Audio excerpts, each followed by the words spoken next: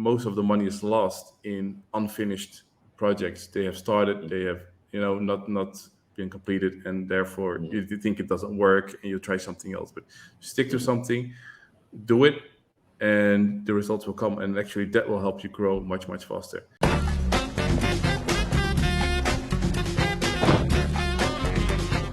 Hello and welcome to another episode of the Dev Device podcast. My name is Dano Falk and my special guest today is Mr. Marc Uitterhoeve. I think so. Yes. Is it? Yeah. Pretty good. Yay. No need to correct you. Pronounce his second name. And You're not he the only is one. the CEO of Dexter Agency. Welcome to the podcast, Marc. Thank you for having me. Yes, it's a pleasure. And first of all, I would like to understand, and our audience would like to know, what is Dexter Agency about? Yeah, good question, of course. Dexter Agency, we are a CRO agency, so conversion rate optimization. And we have been founded 7 to 8 years ago by Joris Brion, who is also a best-selling author on the matter. He has written a book, How to Kill Your Conversion Killers. And what we do basically is we analyze a website. We do research of like what's going on here, because a lot of focus is on getting people to the website, which makes sense, right? If you have no one visiting your website, you cannot do any sales. And therefore, we focus also on e-commerce stores. And what we do is like, okay, what happens when they actually are on your site? Because the customer acquisition, especially lately, has been increasing a lot. So it's very expensive to get people there. And you want them to also then buy. So we look, okay, what's happening and where are you kind of leaking money on your website? Where can we plug those holes to make sure that they stay and they actually sell more and also sell higher volumes, higher average order value, so you get more profitable and can actually grow your company. So basically that's what we do. So we do the research, and then we're not going to just come with like, hey, you should do this, you should do that. Because a lot of websites have been doing redesigns or they have been changing things and they didn't see the results that they were hoping for. And sometimes even worse, people come to us, they say we did a redesign and actually we're doing worse than before. So yeah, I mean, that's horrible, right? That's not what you want. You spend money and then you also lose money. So we make sure that to A/B test the changes that we suggest. So purely based on data. And if we see, hey, the conversion rate increases or your average order value increases, then it makes sense to make this change. So you actually will have a better experience. And from the tests that lose, we learn, and from the winners that we get, we implement. And that creates a stable, a sustainable growth strategy for our clients. So that's like in a nutshell what we do. And we have kind of named our method the Dexter method. Because we are called Dexter Agency, so that makes sense. Because we kind of realized that we had a certain process that got us always results, and we're like, okay, let's make this into a standardized process because it also works for different industries, right? It worked for the car industry, it worked for like marketplaces, it worked for sleeping aids, for like you name it, for supplements, for beauty, fashion. Because one thing I think what sometimes is forgotten when you talk about CRO is that conversion rate is a small thing in the whole grand scheme of things, because I can increase your conversion rate by halving your prices, but that's not going to make you happy. You need to look at, okay, how does that conversion rate interact with my average order value and how often people buy in order to actually generate more revenue. And since we cracked that code, we are able to grow our client stores. That is fascinating. I mean, CRO is one of my favorite topics. We also have done a bit of research on this, and I think it's one of the 3 major ingredients for everyone who does business online. Number 1 is traffic, because without traffic, nobody sees our offer. Conversion rate is the big deal breaker. I mean, it makes or breaks your profits. Because you need to convert in order to make sales and be profitable. And then the third part is retention. So how often do people come back and buy from us? But I think conversion rate is one of the essential parts of any business, of its profitability. And that's why I really find it fascinating how deep you guys have went into this topic and how professional you are about this. If you don't mind sharing... Yeah, sorry, I just want to Right. highlight that I appreciate that you say also retention, because not a lot of people say that. Often, actually, the real money gets made when people buy again or when they add another product Yes, to the order. Like that's why cross sells are so important. And a exactly. lot of agencies they don't focus on that because it's not conversion rate optimization. But we're here, of course, to increase the revenue, to increase your profitability. Yeah, And yeah, yeah. and if you make most of your money with repeated purchases, then you should focus on that. Yeah. Yeah. So if I would start an e-com business today, I would look at these three things: how to get the best possible traffic, how to convert as well as possible, and then of course retention, which, yeah, as you said, the lifetime value of a customer. Yeah. And to get people who know us already to buy from us again is so much easier than acquiring new customers. That's why Yeah. this third part of the equation is also very important. But without conversion, nothing works. So I would be really curious to hear from your experience, what are the three biggest conversion breakers that you see happening on Yeah, in that a e-commerce? very very good question. And to be honest, if we had this discussion like even like 3 to 7 years ago, I could much more easily pinpoint like this, and that in a very specific way. Like this is a conversion killer, this and that, and you should tackle those. What you see now, especially with when Shopify came around, is that the very elementary things, the basics, they are pretty okay now in most websites.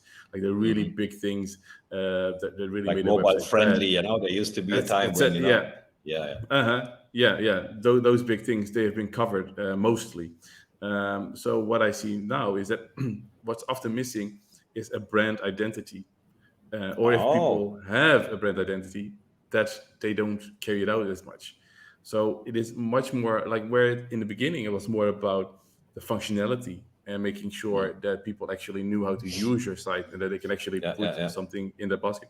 Now it's more about convincing people like, hey, you should buy from us, and this is why we are like better than our competitor, or this is what makes us different, or you really need to more like motivate people and convince people that you are the right party for them. So if you, and that's not something that is like an easy. It's not like, hey, your menu should be there, right, or your button should be here. It's more a matter of, okay, you need to do an exercise of what makes your customers or your audience tick, right? What makes them buy from you? What do they want? What do they don't want? And so it's a much Yeah. more also tailored experience now in the CRO. What you're going to get when you work with an agency. That's fascinating, man. And that it goes exactly aligned with what I like to preach is that the branding, the community is so essential. I mean, nowadays it's not about is the button yellow or is it red, or is it these essential things have been, as you said, they're taken care of most platforms. Most, But yeah. then, yeah, but then the branding part where we kind of create this connection, an emotional connection with our audience, that is a much more complex topic. And I'm surprised that Yeah. you're mentioning this in the context of conversion rates, because to me, I would expect conversion rate like, if you put this button here, and like simple things. But I guess Yeah. it has become more complex. It has become more complex than that. Yes. Yeah, Yeah, indeed. yeah, And yeah. still, it also depends on your volume. Right? If you do well, like 1 million a month in sales, then that button color is super important. Or like if you put this on top or you put that on top, because then you have a lot of volume. And then it's a matter of, okay, how can I make this process, this journey as easy and frictionless as possible? But if you're Yeah, not yeah. there yet, if you're not there at the 1 million, where like most of the e-com stores aren't yet, they need to focus more on, okay, people don't care about where the add to cart button is if they don't even know if they want to buy a product, right? Yeah, So you first need exactly. to convince them like, hey, this is the right product for you. And as soon as you have that right, your volume will increase, your purchases will increase, your sales will increase, and then the small little details will make Yeah. much more of an impact. They can already do it, but it's not the priority right now. Yeah, It yeah, will be more significant later on down the road. yeah. Wow. It's very inspiring to talk to you, man. I feel like, we are on the same page here, and it's very inspiring for me to talk to people who have all this experience. I mean, we do CRO, but I mean, you have so much more experience and background in this, and you focus on this, and I admire how you can really focus on this one topic and go really deep on it. And this is always exciting to talk to experts like yourself. Thank you. And I talking appreciate about your kind yourself, words. yeah, and it makes me even more curious about the person Marc and what his life story is. So as I already, Yeah. I warned you about this, we're going to meet young Marc, the 10-year-old Marc. We can also go to 8, 9, or 11-year-old Marc. But the idea is like, tell us about Marc. Like, how did he grow up? What was his childhood like? What was his teenage time like? Yeah, well, to be honest, like little Mark wasn't that interesting. He wanted to become Spider-Man and save Mary Jane. That How is was his that main not goal. interesting? He wanted Well, to I mean, become Spider-Man. who didn't, right? He was my hero. But to be honest, I was as a boy, but also as a teenager, I was actually very lazy and not Oh. super social. I was a bit of a loner.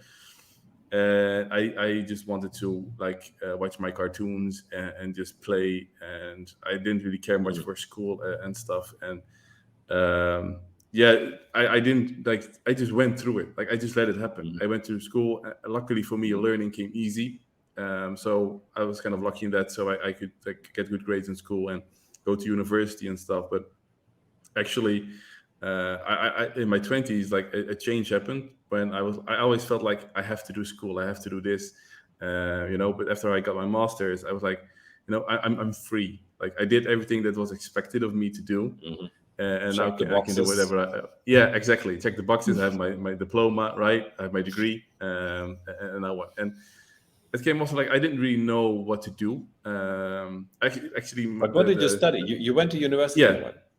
yeah, the Oh, study I did so actually, this sounds super lame, but I just did an online test to say like, okay, what would your interest be? Because I really didn't know. I oh, wanted to, yeah, I wanted to become an archaeologist, but everyone said, you're not going to be Indiana Jones, right? You're not going to be Spider-Man. You're not going to be Indiana Jones. You're going to be just digging in dirt, and find nothing, right? So I was like, makes sense. So what else would I like? So I just did a test and said, communications and marketing. And I was like, yeah, sounds interesting. I think I would like that. So I just did that. Like again, I was not someone with a big drive. I did it. I fought through my second year, which was my hardest year. That I really was like, I don't know what to do, but I don't like to leave things unfinished. So I just went through, and I'm mm, happy I did because I went into a marketing role then, and I liked it, but I was like, it's so general. It's so I don't know what my impact actually is, and I wanted to be specialized. And then I saw this ad about like a CRO specialist, and I had no idea what that was. mm. Really, really no idea. And I read into it, and I was like, okay, this is interesting. And I applied because it was also abroad, because I wanted to go abroad. And So again, you my life grew story up is not that in where did you grow up? the Netherlands, Yeah, okay. in Okay, yeah, small that's like, town. yeah. Okay, you grew up in the Netherlands and then you Yeah. wanted to go and work somewhere else. Yeah, because I said I wanted to become an archaeologist. That still Yeah. kind of nagged. Like I was like, is it something for me? So actually went to volunteer work in Peru for a couple of weeks to Oh. see is it something for me. And I was with the host family. Like they were amazing people, amazing experience, but a lot of bureaucracy. Like the amount of Mm, paperwork, like unbelievable. I was like, this is not something for me. I need to have some quick action. I need to have some result. I need to do the work and not just write papers and mm, draw stuff. That's not for me. But what it triggered in me something like, but I don't want to stay in the Netherlands. I want to explore different cultures. I want to explore different things. So there was this job offering in Malta, a small mm. island next to Italy, which is their own island, their own culture, their own language. And I'm like, let's try it out. Like in the sun, as a Dutch person, right? Always like cloudy Mhm, and rain. You want the sun. mhm, So I went there, and because I got hired right when I applied for the job, because apparently I was the best one who did the assignments, mm, and it just clicked. Like everything seemed so like yeah, duh, like for me, right? Like it all made so much sense to me. It didn't even feel like I was learning a new thing. It was more like, okay, I know these things, and this is how you put it into practice. So I fell in love with it right away. And actually, around that time, also my drive came of improving and to be better. I was also been working on myself a bit. I had a bad breakup, and I would be like, I was working on myself to become the person I wanted to be. And this perfectly fit into the whole thing. And this makes so much sense. This was exactly what I wanted. And so I started as a consultant, and I got pretty much involved in the company with the founder, and he relied more and more and more on me, up to a point where he said, like, I think it's better if you would become CRO as CEO. And I'm more the visionary. Yeah, CEO, CRO, easy to The confuse all CRO these CEO. abbreviations. Yeah, exactly. But anyway, he said, like, it's better if I'm the visionary of the company and more the overall strategy, what we're going to do, and you'll be more like the day to day. So that's when I became CEO, and because I really am not finished with this field. It's ever developing. Besides the whole, Google optimized sunsetting, GA4, like all these different things happening with the iOS 14 update that like ruined Facebook in a way. Like there are so many other things in the CRO field, how people use websites, like new innovations, AI, whatever. Like it's for me so interesting to squeeze out more and more out of the possibilities and to improve things that I really enjoy what I'm doing. And that agency that hired you to come to Malta was actually Dexter Agency? Yeah, that was Dexter That is the Agency. place where you're still working today. Yeah, Wow. So, yeah. so you just hit the jackpot, like with your first application out of uni. Yeah. Well, I've worked out of university first in another company who was like a dental depot, like a dentist could buy everything, like up to the dentist chair to the toilet paper, right? And I did the marketing there, but it was like everything a bit, like it was emails, it was a bit of SEA, SEO. Like I felt like I was not good. I could do everything well, but I wasn't like really an expert in any of them. So I wanted to specialize, and that's where my first job abroad, that was the jackpot. Yeah, because actually now we're a remote team, by the way, because it's very Oh. difficult to hire good people in that do CRO. So we had to hire people from Spain and from Mexico and from the US. So it was very difficult to keep the office in one place because not everyone had the luxury, because of families and stuff, Yeah. to come to us. So we decided to be a remote team. But I found someone here, and we have a boy together, and I just decided to stay. That's definitely not a bad choice, I guess. So you're still in No, Malta. yeah. You're still in Malta and you're enjoying Malta. What is life like in Malta? I've never been. It is, especially where you come from, like the northern European countries, as the Netherlands is. It is so different, like completely different in a sense of just not only the landscape and the sun, and this is also an island where you have sea around you everywhere, but also the mentality. It's more of like in the Netherlands, for example, going out with friends during the week is not really a thing. Like you just stay at home and you do something maybe in the weekend. Like here, it's more like it's 7 p.m. Let's grab a drink with some friends. Like it's much more like relaxed and chill, and much more. They're much more living their life, I feel, than just being like, okay, I wake up, I have my breakfast, I work, I finish work, I have dinner, then I do some chores and I sleep. Right? Don't get me wrong, I have those days. Especially now with a young boy, you have to have some routine. But it's just a bit more, I would say, relaxed, a bit more like, let's invite people over, let's do something fun, let's go to the beach kind of feeling. And they have good food Spontaneous. here as well. Yeah, much more spontaneous. They have very good food. They very friendly. It's a nice place to be. It is very crowded. It's a small island with a lot of it sounds not a lot, like 500,000 people, but it's smaller than a tiny province in the Netherlands. So it's densely populated. So I would say that's the only downside, but you can find the quiet spots to be.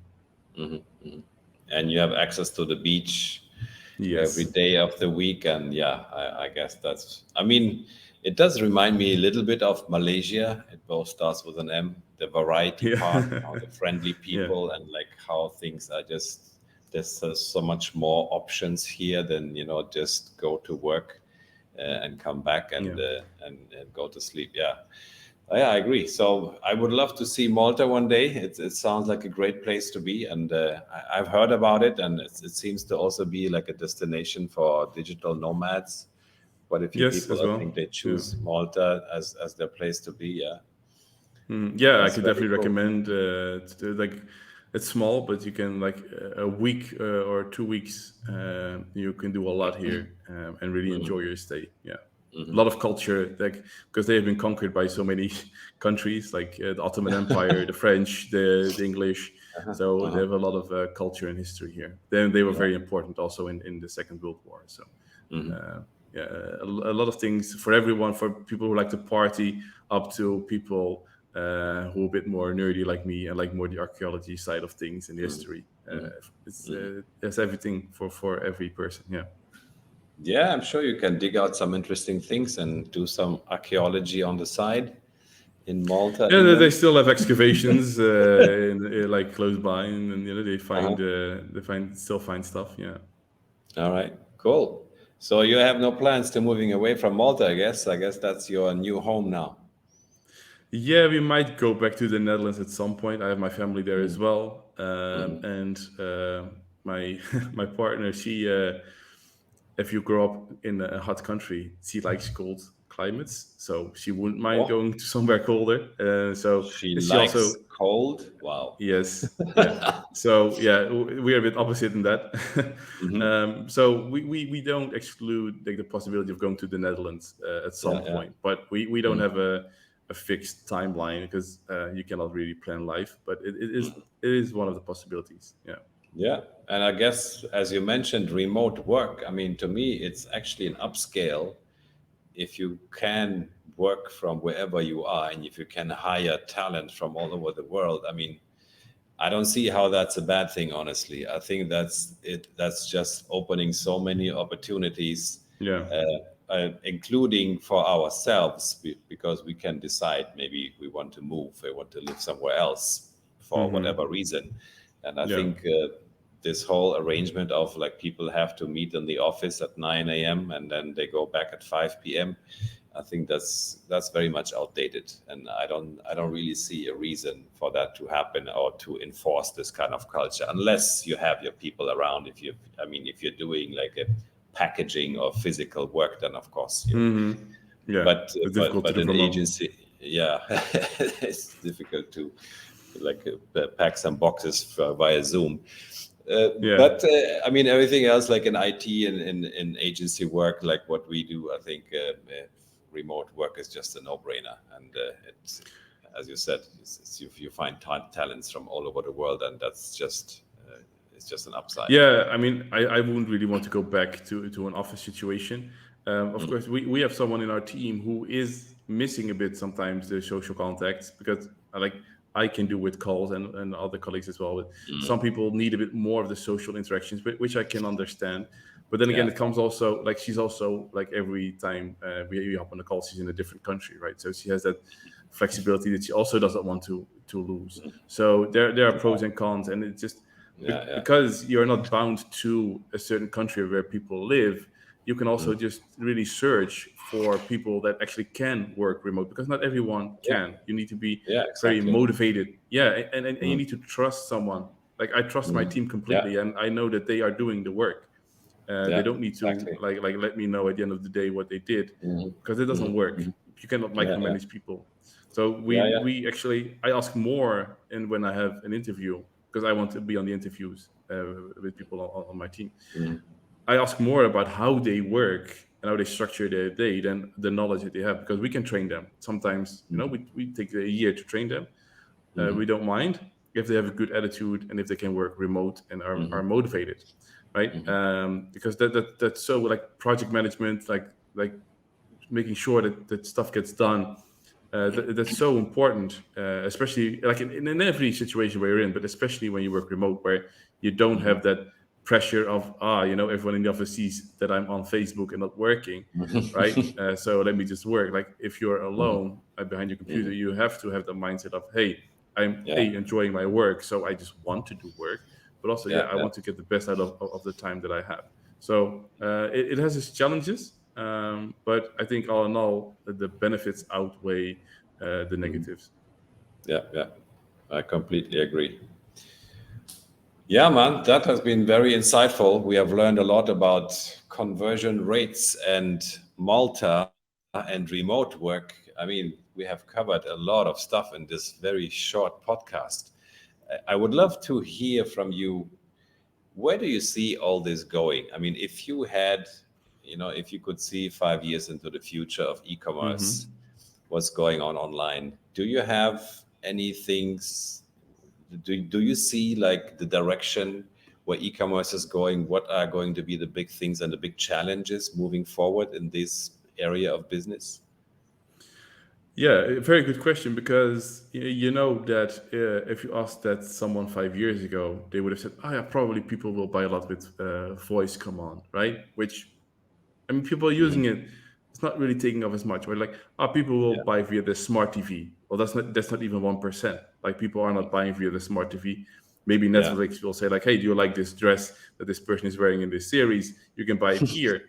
But I don't see like these radical changes in the next 5 years, simply because it would have been able to do it already, and it hasn't been Hmm. done yet. Hmm. Um, Metaverse, of course, that is also a bit too soon to do anything there. I do feel that there is like AI, of course, took a huge jump with Chat GPT now. That will probably have some impact, but what I would hope to see is that there will be much more focus on augmented reality, where Mm. if I want to buy a couch, I can actually see it in my living room, and it There you go. removes so much doubt for me, because I see that, Mm. it's not too big, it really doesn't clash with the colors, or Mm. if I would maybe buy like a painting or whatever, I can actually project it on my wall. I think Hmm. that's going to be like a very important factor, because people need to compensate for not being able um, to feel it Touch. themselves, right? A touch, Mm. yeah. And you can maybe wear gloves, and you can actually feel the texture of certain things.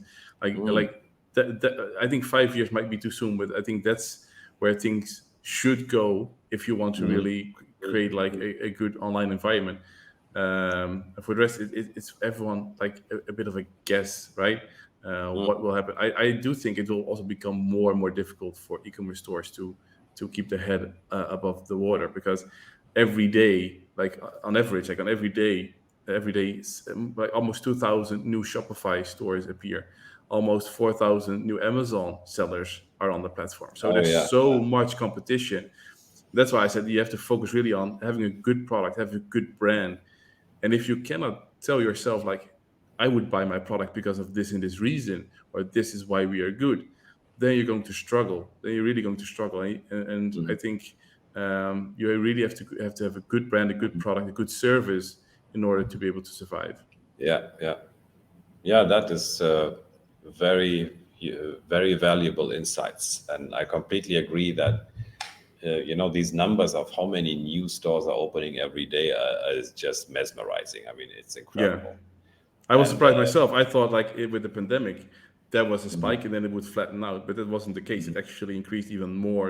Yeah, And yeah, like I yeah. said, in 2022, on average, every day, almost 2,000 new Shopify stores, and I'm not counting 2,000. Magento, WooCommerce, like Yeah, yeah, all and the other of platforms. course. And that's Yeah, yeah, and that's just a small fraction of the e-com universe. Yeah. So yeah, yeah, that is kind of scary. It's also fascinating, but it's also scary if you're running your own store. And I think, as you mentioned, it becomes more and more important to have a community, to have a tribe built around your yeah, brand, which will not just buy from you because you're the cheapest guy, because this will change on a daily basis. Who is the cheapest? yeah, yeah. That's like the Definitely. worst value proposition you can have, I think, that to be cheap. But It's if it's you the have most value, difficult. Let's put it like it's really the most difficult, because you're always on edge and you have very limited abilities to grow. yeah, yeah, of course, and it doesn't feel very good, when people just buy from you because you're cheap. I mean, it's not very fulfilling as a purpose as a business owner. I can tell you. I mean, it's because there must always be a cheaper guy, and if the only reason you want my product is not because what is the story, what is the service maybe, and how I follow up and what else I can do for you rather than just being cheap. It's not very purposeful, but I can I understand where you're coming from, and I can yeah. also, but I can also understand why people do it, because a lot of people don't have a lot of money. Like the gap between rich and poor is growing, so there are a lot of people that want to have that TV, but they cannot Mhm. afford it. So, like they are fulfilling a need. It's just for a business owner, like you said. Like there will be another one who wants to be lower than you, and then another one that wants to be even lower. So it's not very sustainable in the long run. You Mhm. have to get like you have to get your money from like another kind of source or add-ons or whatever or Mhm. Mhm. subscriptions in order to survive, because it's a bit of a it's a fight till the Mhm. bottom, and Yeah, yeah, um that's just yeah. a problem. I have all the empathy with people who are on a small budget and who just need to make things work. But Mm-hmm. choosing the cheapest product has a lot of implications in the market. First of Yeah, all, quality goes down. Second, what happens behind the scenes in the factory and the sourcing? I mean, if you go down the yeah. entire chain of Mm-hmm. production, it doesn't do very well. If you Mm-hmm. the cheapest guy is mostly the one who also pays his staff the least, and who is picking that the cheapest products, who are mostly not Yeah, very sustainable and not very durable. So it comes. I mean, especially when it comes like for food, for example, or like meat. That is to me yeah. the most obvious Mm-hmm. way. I mean, if you want your meat as cheap as possible, how do you think these animals will be treated if it's all Like, about yeah, cheap? yeah, I mean, yeah. yeah. So it goes in this extreme, It goes like both going ways. cheap. Yeah, It does affect a lot of things on the planet, and yeah, I think we should not go cheap. We should go sustainable, yeah. and there should be something behind. We should understand how these things are made, and we should, and by every purchase we make a choice, we make a vote for a certain way how things are done, and yeah, I Yeah. think we should just be aware of that. But Yeah, definitely, yeah, and some education could help as well, because a lot of people don't even know like what happens behind the scenes, right? And yeah, that's why yeah, exactly, like journalists are also so important to let people know what's happening in the yeah, world and behind the scenes. And yeah, exactly. uh, I agree. Wonderful, Mr. Mark. Do you have Can you pronounce my last name one more time, Dano? Uitterhoeve? Okay, it's okay. Okay, like almost. Yeah, close. Almost. Okay, I will practice some more for our next session. Sure. But Yeah. before we end the session, I just wanted to invite you to share whatever words of wisdom, of experience you would like to share with our audience. If there's anything you would like to say, I don't know, from your entrepreneurial, from your business experience, or from your human experience, what is it that you would like people to know or take notice of? Whew, I don't want this to be a monologue of like 15 minutes. If I also can focus on e-commerce stores, I would also say Yeah. it's better to have like 100,000 fans and 900,000 people that don't like you than have 1 million people that are indifferent about you. Like a lot of Hmm. people and a lot of companies are afraid of alienating some people, Hmm. and they try to please everyone. But if you try to please everyone, you're appealing to no one. So it Hmm. is, in the end, always better to focus on a niche that appeals to you as well as a business owner that you want to help out. And okay, you Hmm. might then alienate some people, but you're true to yourself, and the people that buy from you will be more actually in comparison to what you would have otherwise, and they will be more loyal, and they will be Hmm. fans, and they will actually help you grow your community. So that's one thing.